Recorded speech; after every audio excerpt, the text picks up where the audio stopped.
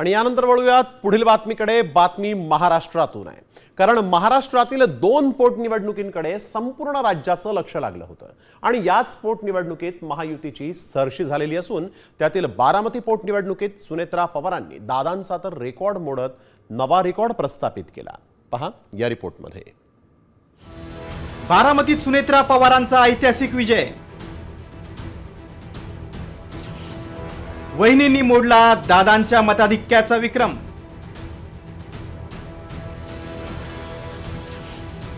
बारामतीतल्या सर्व विरोधकांचं डिपॉझिट जप्त।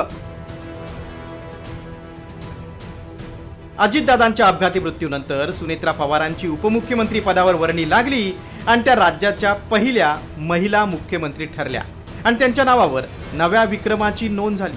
त्यानंतर बारामतीत पोटनिवडणूक जाहीर करण्यात आली। ही निवडणूक बिनविरोध करण्यासाठी पवार कुटुंब जसे एकत्र आलं तसे सर्व राजकीय पक्षही अखेरच्या क्षणी एकत्र आले।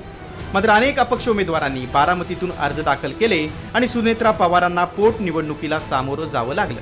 मात्र या निवडणुकीच्या निमित्तानं सुनेत्रा पवारांनी आपल्या नावावर आणखीन एक विक्रम नोंदवला आणि तो म्हणजे दादांपेक्षा जास्त मताधिक्य मिळवण्याचा। 2019च्या विधानसभा निवडणुकीत अजित पवारांनी 1,65,265 मताधिक्याचा विक्रम केला होता। सुनेत्रा पवारांनी हा विक्रम मोडला। त्यांचा तब्बल 2,18,034 मतांनी विजय झाला। या ऐतिहासिक विजयानंतर ही दादांना आदरांजली असल्याचं सुनेत्रा पवार यांनी म्हटलंय।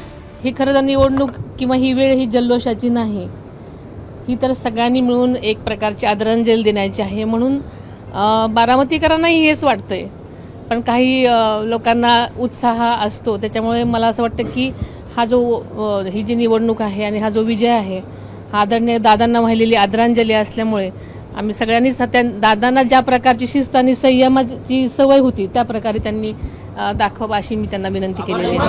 सुनेत्रा पवारांविरोधात निवडणुकीच्या मैदानात कोणत्याही उमेदवाराला 1,000 मते मिळवता आली नाही। असं असलं तरी सुनेत्रा पवारांनी मात्र या विजयाचा जल्लोष न करण्याचं कार्यकर्त्यांना आवाहन केलं।